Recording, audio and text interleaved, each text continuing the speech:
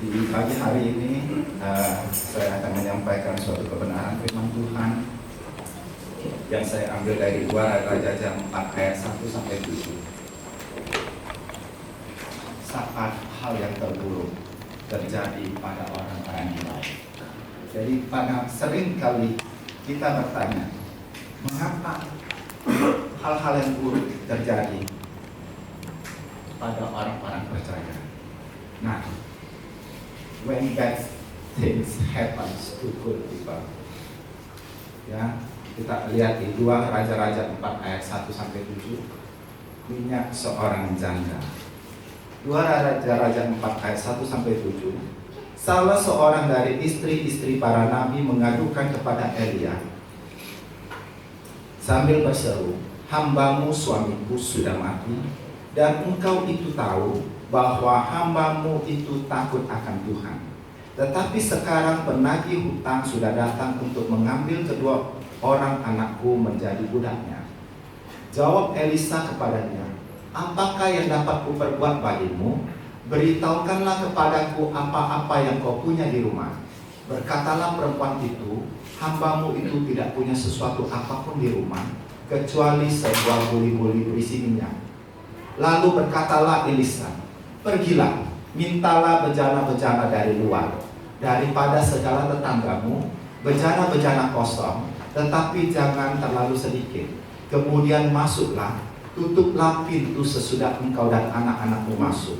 Lalu tuanglah minyak itu ke dalam segala bejana, mana yang penuh angkatnya. Pergilah perempuan itu daripadanya. Ditutupnyalah pintu sesudah ia dan anak-anaknya itu masuk. Dan anak-anaknya mendekatkan bejana-bejana itu kepadanya, sedang ia terus menuang. Ketika bejana-bejana itu sudah penuh, berkatalah perempuan itu kepada anaknya, dekatkan lagi kepadaku sebuah bejana lagi. Tetapi jawabnya kepada ibunya, tidak ada lagi bejana. Lalu berhentilah minyak itu mengalir. Kemudian pergilah perempuan itu memberitahukannya kepada Abi Allah, dan orang ini berkata, pergilah, jualah minyak itu, bayarlah hutangmu, dan hiduplah dari lebihnya, engkau serta anak-anakmu. Demikian pembacaan firman Tuhan. Ya, kalau kita baca dari cerita minyak seorang janda ini, kita akan melihat bahwa begitu jelas ya langkah-langkah yang diberikan oleh Abi Allah itu kepada perempuan. Bagaimana mukjizat ya minyak itu mengalir. Kita lihat satu persatu. Salah seorang dari istri-istri para nabi mengadukan halnya kepada Elisa sambil berseru, hambamu suamiku sudah mati, dan engkau itu tahu bahwa hambamu itu takut akan Tuhan. Tetapi sekarang penagih hutang sudah datang untuk mengambil kedua orang anakku menjadi budaknya. Ya, dalam posisi sekarang kita sering menemukan bahwa bagaimana kondisi ekonomi itu di zaman pandemi seperti ini. Ya, kita akan lihat kasusnya seperti ini. Dikatakan hambamu suamiku sudah mati, dan engkau tahu bahwa hambamu itu takut akan Tuhan. Jadi dia katakan, hambaku itu hamba Tuhan, tetapi kok keadaan saya seperti ini? Ya, nah perhatikan di sini, seseorang harus memiliki kecerdasan finansial atau setidaknya melek finansial agar tidak terjebak dalam kesulitan ekonomi, tidak peduli apakah orang itu hamba Tuhan atau bukan.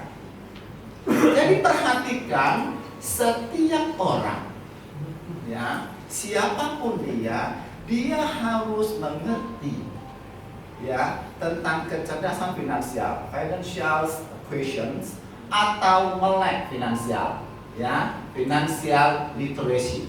Jadi kita harus setidaknya ngerti cara mengatur keuangan. Jadi kesulitan ekonomi itu enggak tergantung, hamba Tuhan enggak kesulitan ekonomi, enggak. Ya, setiap orang bisa menghadapi masalah-masalah sulit itu karena pengaturan keuangannya. Nah, perhatikan, jika tidak hati-hati, maka kita akan mengalami kesulitan, termasuk anak dan istri. Jadi, kepala keluarga kalau tidak hati-hati mengatur keuangan, nah seperti ini, maka hamba Tuhan ini sudah mati, ya, tugasnya sudah selesai, tetapi dia meninggalkan masalah bagi siapa? Bagi anak istrinya. Perhatikan di ayat berikutnya. Jawab Elisa kepadanya, apa yang dapat kuperbuat bagimu? Beritahukan kepadaku apa-apa yang kau punya di rumah. Berkatalah perempuan itu, hambamu ini tidak punya sesuatu apapun di rumah kecuali sebuah guli-guli berisi minyak. Nah, perhatikan, sebagai hamba Tuhan, Elisa tidak hanya bagi firman Tuhan. Dia tidak hanya bagi firman Tuhan, ya. Dia tidak juga memberikan uang untuk bayar utang atau menawarkan diri sebagai negosiator. Jadi perhatikan, seorang hamba Tuhan, ya, bisa saja kalau dia berlebih, ya kasih, ya. Tetapi apa yang dilakukan oleh abdi Allah ini? Elisa bertanya, apa yang kau miliki? Jadi seorang pemimpin yang baik, seorang pemimpin sejati selalu melihat dan menggali potensial apa yang engkau miliki. Jadi Tuhan pun bertanya kepada kita, ya, untuk terjadi suatu mujizat seperti minggu-minggu yang lalu kita lihat bagaimana 5 roti dan 2 ikan. Tuhan tanya, siapa yang punya? Jadi Tuhan mau bekerja, mujizatnya mau bekerja dari siapa? Dari diri kita. Apa yang ada dari kita, itulah, ya, cara Tuhan bekerja. Jadi dia tanya, apa yang kau miliki? Nah, mujizat Tuhan terjadi lewat apa yang ada pada diri kita. Jangan berharap dari orang lain, ya. Temukan dan serahkan sepenuhnya bagi Tuhan. Jadi kadang-kadang kita merasa tidak punya, seperti dia bilang, aku tidak punya apa-apa kecuali buli-buli berisi sedikit minyak. Tuhan katakan, buli-buli sedikit minyak itulah Tuhan mau pakai untuk menjadi mujizatnya. Sudahkah kita memaksimalkan semua potensi yang ada dan menggali yang tersembunyi? Jadi kadang-kadang kita bilang aku nggak punya apa-apa, itu bukan berarti tidak punya apa-apa. Kita belum menggali potensial. Kita belum melihat kita punya sesuatu. Mungkin kita punya keahlian. Nah, Tuhan mau kita memaksimalkan itu dulu. Di ayat berikutnya dikatakan, lalu berkatalah Elisa, pergilah, mintalah bejana-bejana dari luar, daripada segala tetanggamu, bejana-bejana kosong, tetapi jangan terlalu sedikit. Jadi apa yang langkah-langkah yang Elisa berikan itu bagus sekali, step by step, ya, jelas. Dikatakan, pergilah, mintalah bejana dari luar, daripada segala tetanggamu, bejana-bejana kosong, tetapi jangan terlalu sedikit. Apa maksudnya? Ketahuilah apa yang ada padamu, ya, jadi waktu dia katakan, aku punya sedikit minyak dalam buli-buli, itu berarti aku tahu aku punya sesuatu. Nah, serahkanlah itu kepada Tuhan, tetapi kita tetap harus lakukan bagian kita. Kita nggak bisa, oh sudah serahkan, sudah selesai. Enggak. Dia katakan, pergilah. Berarti kita harus lakukan action. Ada satu action yang harus kita lakukan. Lakukanlah bagianmu. Tuhan dapat menggerakkan orang lain untuk menjadi saluran berkat bagi. Jadi pada waktu kita lakukan sesuatu, dia katakan apa? Pergilah kepada tetangga-tetanggamu. Kalau kita sebelumnya aja dengan tetangga itu musuhan, ya, kita sikut kanan sikut kiri dengan tetangga, bagaimana kita mau minta bantuan, minta buli-buli kosong? Makanya dengan tetangga baik-baik, ya, sifat kita juga harus kita jaga. suatu hari kita butuh tetangga. Ya, perhatikan Tuhan waktu kita katakan pergilah, ya, mintalah dengan tetangga-tetangga, itu percayalah Tuhan dapat menggerakkan orang lain menjadikan berkat bagimu.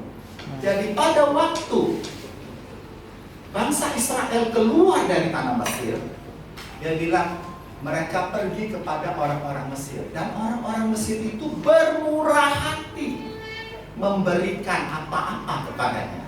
Jadi Tuhan dapat menggerakkan hati orang untuk menjadi saluran berkatmu. Tapi ingat, kita harus lakukan bagian kita. Jadi never ask God to provide for you when you can provide for what? For yourself. Jadi apa yang dapat kita, jangan minta kepada Tuhan kalau kita sendiri masih bisa menyediakan itu. Ya, get up and go get it because God will only provide what you can. Jadi apa yang tidak dapat kamu lakukan, itulah yang Tuhan lakukan. Sekarang ayat keempat. Kemudian masuklah, tutuplah pintu sesudah engkau dan anak-anakmu masuk, lalu tuanglah minyak itu ke dalam segala bejana, mana yang penuh angkatlah. Ya, perhatikan, dia katakan, Allah itu berkata, masuklah, sudah ambil bejana-bejana kosong itu, ya, jangan terlalu sedikit, masuk, tutup pintu sesudah engkau dan anak-anakmu masuk, lalu tuanglah minyak itu ke dalam segala bejana, mana yang penuh angkatlah. Ya, pergilah perempuan itu daripadanya, ditutupnya lah pintu sesudah ia dan anak-anaknya masuk, dan anak-anaknya mendekatkan bejana-bejana itu kepadanya, sedang ia terus bermain. Ya, ini ada satu hal yang penting bagi kita. Ya, perhatikan satu, saat kita sedang bekerja, jangan biarkan orang lain mengganggu konsentrasi kita. Saat kita punya planning bisnis, ya, jangan mengumbar itu kepada orang lain. Simpan itu, keep it silent. Ya, simpan rahasia itu di kita sendiri. Ya, lakukan baik-baik. Nah, kita juga tidak dapat bekerja sendiri. Kita butuh rekan sevisi dan sebagainya.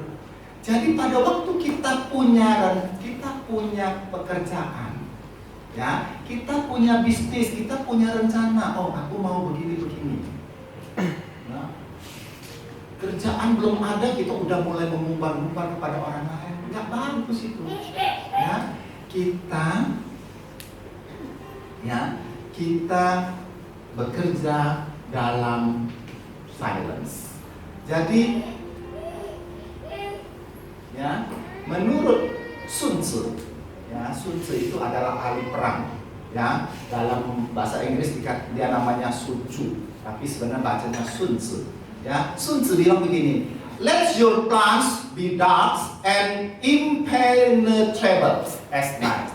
Jadi biarkan rencanamu itu tertutup bagi orang lain, gelap bagi orang lain, dan tidak dapat ditembus oleh musuh seperti malam. And when you move, fall like thunderbolt. Pada waktu kita bergerak, setelah kita sudah yakin, bergeraklah, berilah kejutan kepada pesaing kita. Ini perang. Jadi pada waktu perang, ya, Sun Tzu mengatakan efek kejut itu perlu. Jadi kita kerja dulu. Ya, apa yang kita sedang kerjakan tidak perlu kita umbar ke orang lain. Setelah kita siap, baru kita menyerang secara tiba-tiba seperti petir, maka musuh akan keok. Seperti itu. Jadi Elisa mengatakan, waktu kamu sedang bekerja, ya, tutup pintu, tuang minyak pelan-pelan. Ya. Jadi saya ingat bagaimana mujizat-mujizat yang Tuhan lakukan itu seperti ini. Jadi pada waktu 5 roti dan 2 ikan dibagi-bagikan untuk bisa dimakan oleh 5.000 orang. Apakah langsung mendadak tiba-tiba banyak? Tidak juga. Jadi mereka membagi, potong sedikit-sedikit, ya, dimasukkan ke dalam wadah, ya, di dalam keranjang. Lalu orang itu ambil.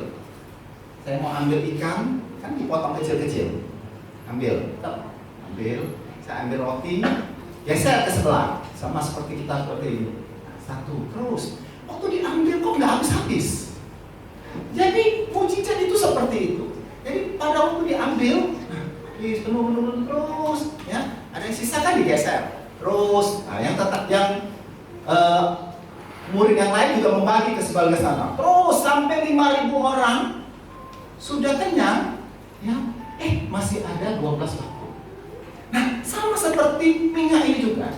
Jadi pada waktu dia masukkan 1 buli, bulinya sedikit, yang awal itu sedikit, dia tumpah. Dia tumpah penuh, sedikit dulu, digeser, isi lagi, masih ada. Jadi berkat itu sedikit-sedikit, enggak memuncul langsung tiba-tiba, boom, banyak, enggak. Jadi dia sedikit-sedikit, isi penuh geser, isi penuh geser. Waktu dia lihat, wow, baru tahu itu banyak. Ya, nah perhatikanlah, itulah cara Tuhan bekerja. Tuhan mau bekerja dalam senyap. Ya, nggak perlu mengumbar-ngumbar. Nah, ayat berikutnya. Ketika bejana-bejana itu sudah penuh, berkatalah perempuan itu kepada anaknya, dekatlah lagi kepadaku sebuah bejana lagi. Tetapi jawabnya kepada ibunya, tidak ada lagi bejana. Lalu berhentilah minyak itu mengalir. Saat sudah tidak ada lagi bejana, stop. Ya. Saat 5 roti dan 2 ikan itu semua sudah makan kenyang, ya sudah stop, tinggal mengumpulkan 12 bakul sisanya. Nah, perhatikan, Tuhan memberikan kebebasan untuk kita melangkah sesuai dengan iman kita. Jadi, apakah wanita, ya, minyak seorang janda ini, dia punya iman yang besar. Kalau imannya, wah saya banyak, dia kok tetangga, kerja dia ambil semua buli-buli, ya banyak minyaknya. Ya, kalau dia merasa, ya kira-kira 1 rumah penuh sudah cukup, nah, itu. Jadi Tuhan memberikan kebebasan. Mengapa? Setiap orang beda-beda berkatnya. Itu karena kapasitas imannya. Bagaimana dia menanggapi firman Tuhan itu. Ya, jadi Tuhan beri kebebasan. Tuhan nggak kasih tahu. Dia nggak akan bilang begini, nanti mujizat itu banyak loh. Jadi kamu harus ke tetangga kanan, ke tetangga kiri, kampung depan, kampung belakang. Enggak. Kerjakan. Dia bilang, pergilah. Nah, bagaimana kita menanggapi itu? Ya, berkat tergantung seberapa kita memahami cara Tuhan bekerja. Dan seberapa besar kapasitas yang kita miliki. Jadi berkat itu tergantung kapasitas kita. Kalau ada di badan kita, iman kita itu kecil, ya berkatnya penuh sampai situ sudah luber. Selesai. Jadi kita berkat tergantung dari seberapa kita memahami. Kita memahami firman Tuhan itu, kita tahan. Nah, kapasitas juga perlu. Kapasitas iman, ya, seberapa kapasitas iman. Jadi hari ini perbesar kapasitas kita. Amen. Keadaan janda itu sangat sulit, masa lalunya sulit, ya, masa lalunya sudah sulit. Mungkin pada waktu dia masih punya suami pun sudah sulit, ya, ekonominya sulit. Masa sekarang makin sulit. Ya, suaminya sudah tidak ada, tinggalin hutang. Masa yang akan datang makin sulit lagi. Ya, anaknya mau dijadikan budak. Jadi perhatikan, menjadi janda itu, ya, kita sudah sangat pesimis. Ya.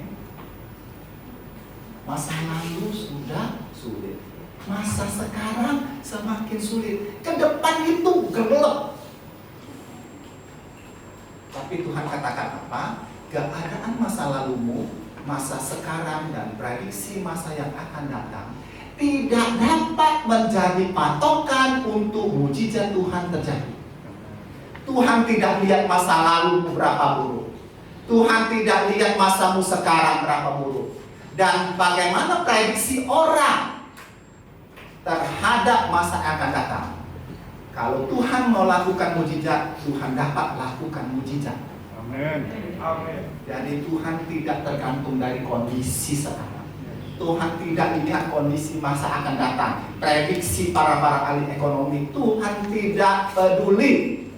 Kalau Tuhan mau mujizatnya terjadi, Tuhan akan lakukan itu.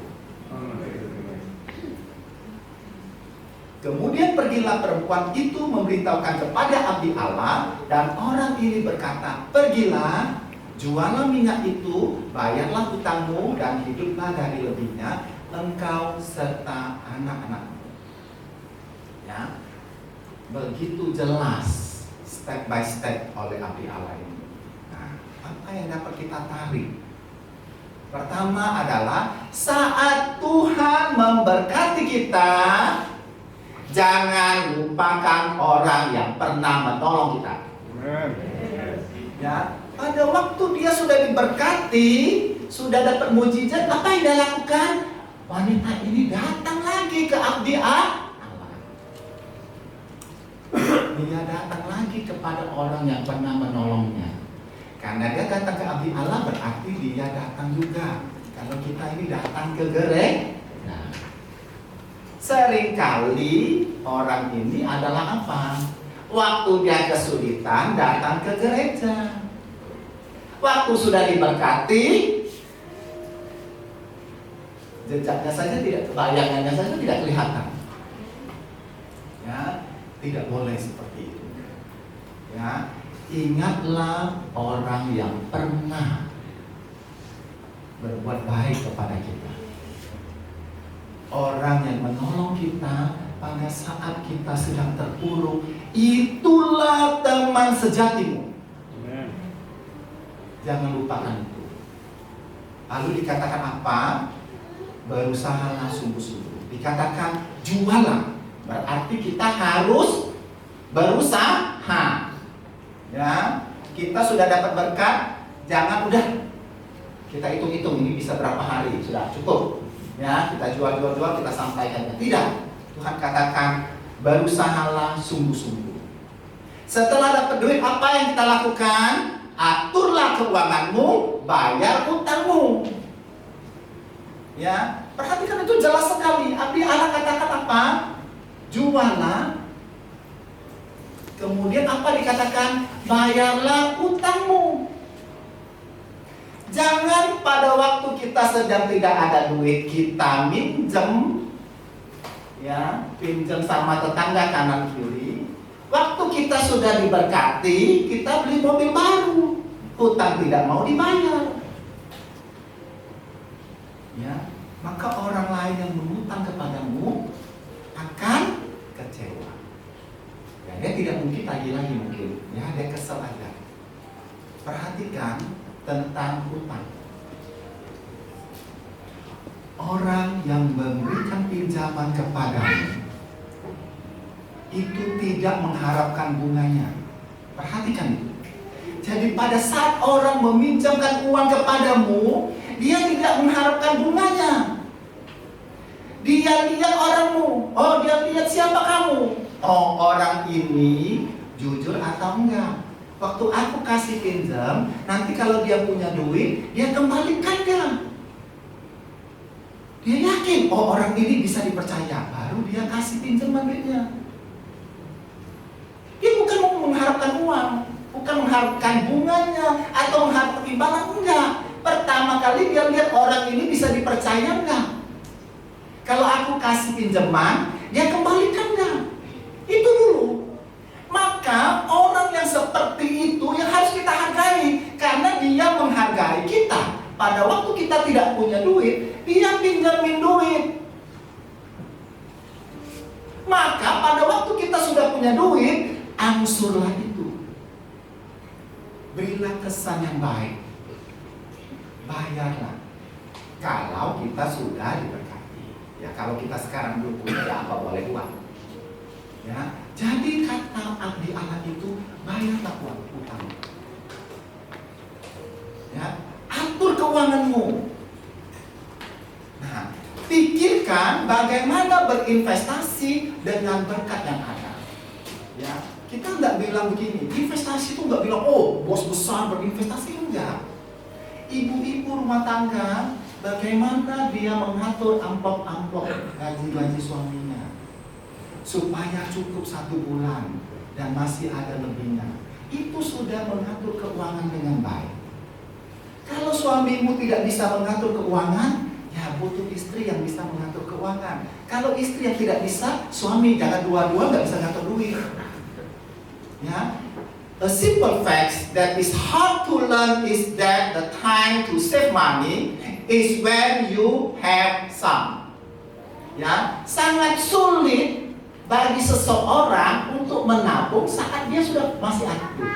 Kalau dia ada duit, itu pikirannya nggak menabung, pikirannya bagaimana ini banyak keinginannya.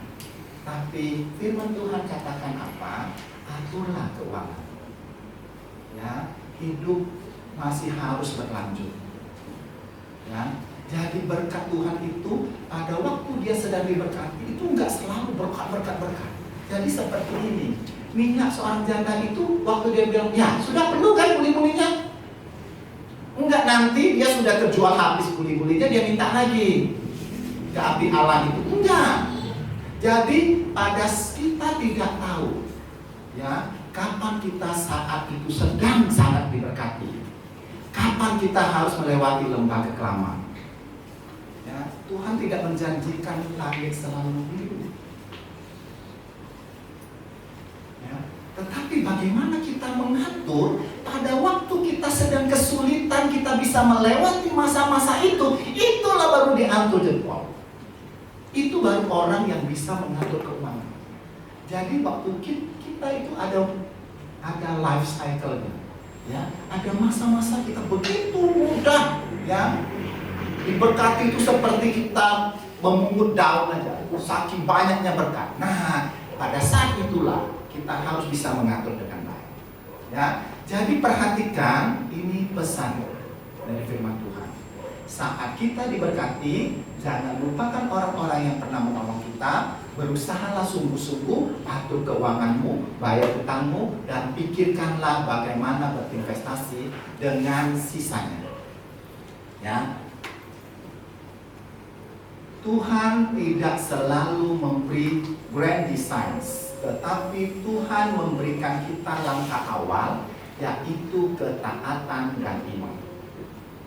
Ya, grace is given for obedience to the faith. Jadi kasih karunia itu diberikan kepada orang yang taat dalam iman. Jadi kalau waktu janda itu dapat perintah dari abdi Allah, dia tidak taat melakukan setiap langkah-langkah dengan baik, dan dia tidak punya iman, maka mujizat itu tidak akan terjadi. Dan dia kasih tahu itu step by step. Jadi Tuhan mau kita melangkah lewat iman itu step by step. Tuhan tidak kasih tahu BPS-nya di mana. Ya, tujuannya langsung ke situ enggak. Tapi Tuhan katakan melangkah. Melangkah. Melangkah. Aku menyertai setiap langkahmu. Ya, jadi perhatikan. Tuhan ajar hari ini, ya, bagaimana kita harus mengerti tentang uang. Uang itu enggak jahat, enggak baik. Itu netral di tangan siapa. Tuhan berkat itu juga begitu. Bagaimana kita mengatur, itulah butuh kecerdasan. Seorang janda, kita belajar banyak. Ya, bagaimana kita seharusnya hidup. Bagaimana kita harus mengatur keuangan kita Ya, kita jangan klaim hamba firman Tuhan begini. Oh, ya, orang yang benar anak cucunya tidak akan meminta-minta. Benar, firman Tuhan itu nggak salah. Yang salah manusianya. Kalau kita hanya ongkang-ongkang kaki saja, pada waktu kita diberkati, kita menghabiskan semua berkat, sama seperti anak bungsu yang mendapat warisan, ya akhirnya dia makan ampas babi. Jadi jangan salahkan Tuhan terus pada waktu kita tidak diberkati. Jangan salahkan terus Tuhan kalau kita melewati sampai terpuruk dalam ekonomi. Kita belajar bangkit, dan Tuhan tidak pernah berdusta. Tuhan pasti memulihkan dan memberkati kita. Amin. Karena kita biji mata Tuhan. Amin. Ya, jadi kalau hari ini kita merasa, aduh, masa laluku begitu buruk, sekarang aku melihat juga begitu buruk, dan masa depan yang aku lihat juga sangat buruk, aku tidak punya harapan. Tuhan katakan, mujizatku tidak tergantung dari keadaan. Amin. Mujizatku tidak melihat ke masa lalu, masa depan, atau prediksi masa depan. Amen. Tidak. Tuhan kalau mau kita taat dan beriman, Tuhan pasti memberkati. Tuhan pasti memulihkan ekonomi kita. Tuhan pasti memulihkan hidup kita. Tuhan pasti membuat jalan keluar bagi kita. Supaya apa? Supaya kita menjadi berkat bagi orang lain. Ya, oke. Hari ini firman Tuhan yang sederhana kiranya menguatkan kita semua. Kita belajar dari minyak seorang janda. Ya, saya undang kita semua bangkit berdiri. Kita baca di Efesus 3 ayat 20. 1,